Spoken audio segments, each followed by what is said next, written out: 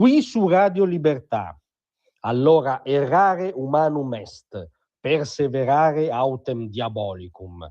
Dedichiamo la notissima espressione latina, che peraltro è un calco, diciamo, di un'espressione di Sant'Agostino, al procuratore di Napoli Nicola Gratteri, che invece persevera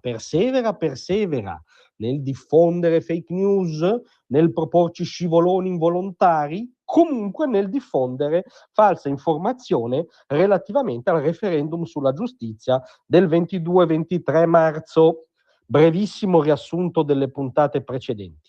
Gratteri, in un importante talk nazionale di martedì di Floris, attribuì a Giovanni Falcone una citazione contraria alla separazione delle carriere, non solo falsa, nel senso che Falcone non l'aveva mai pronunciata, ma doppiamente falsa, perché chiaramente è rotta di collisione con l'autentica posizione di Falcone, che viceversa era dichiaratamente a favore della separazione delle carriere, perché pubblico ministero e magistrato giudicante, secondo Falcone, erano due figure, avverbio, strutturalmente differenti.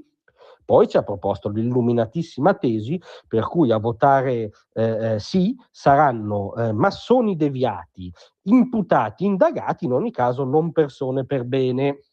Tra l'altro è molto indicativo del tasso, diciamo, di cultura giuridica garantista che attecchisce presso certi esponenti del fronte del no, il fatto che per Gratteri, deduciamo da questa sua tesi un po' spericolata, un indagato già in quanto tale non è una persona per bene. Quindi il caso Tortora non è servito a niente, perché Tortora è stato da subito additato ingiustamente come persona non per bene, quindi bisognerebbe imparare dall'esperienza per rimanere sulla falsariga della citazione latina.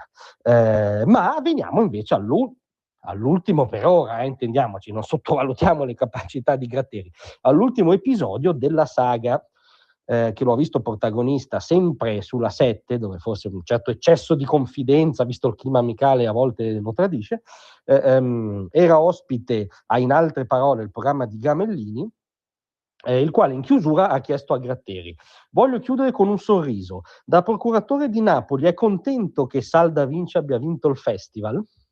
Guardi, creda, non ho visto Sanremo. E Gramellini rintuzza. No, sa perché glielo dico? Perché il titolo della canzone è Per sempre sì. Però lui ha detto che voterà no. Ribatte Gratteri sorridendo, poi titoli di coda alle pubblicità, ci vediamo settimana prossima. No, Gratteri e anche Gramellini, che non si è preso la briga di sottolineare, anzitutto nell'interesse della sua trasmissione, che quello che aveva detto il procuratore di Napoli era falso. Sì, perché poi Gratteri ha detto ho scherzato, però non è che si scherza attribuendo a persone che hanno una rilevanza pubblica una posizione su un referendum su cui sono chiamati gli italiani che non è tale, e non è che si sta scherzando.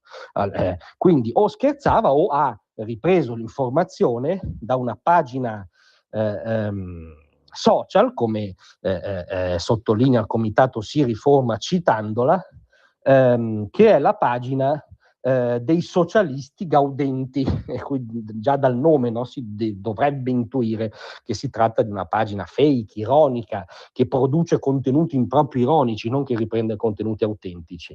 Ecco, tant'è che quella pagina appunto ironica era stata smentita subito dallo stesso Sal da Vinci, che ha detto di non aver preso posizione sul referendum, non ho mai dichiarato nulla su questo argomento.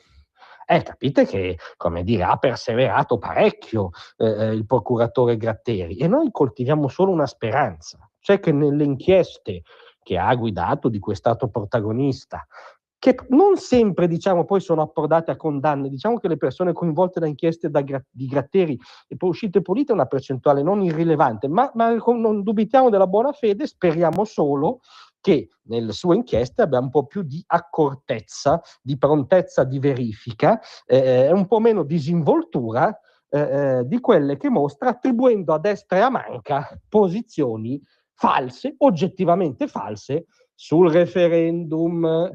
Grazie a tutti, a domattina.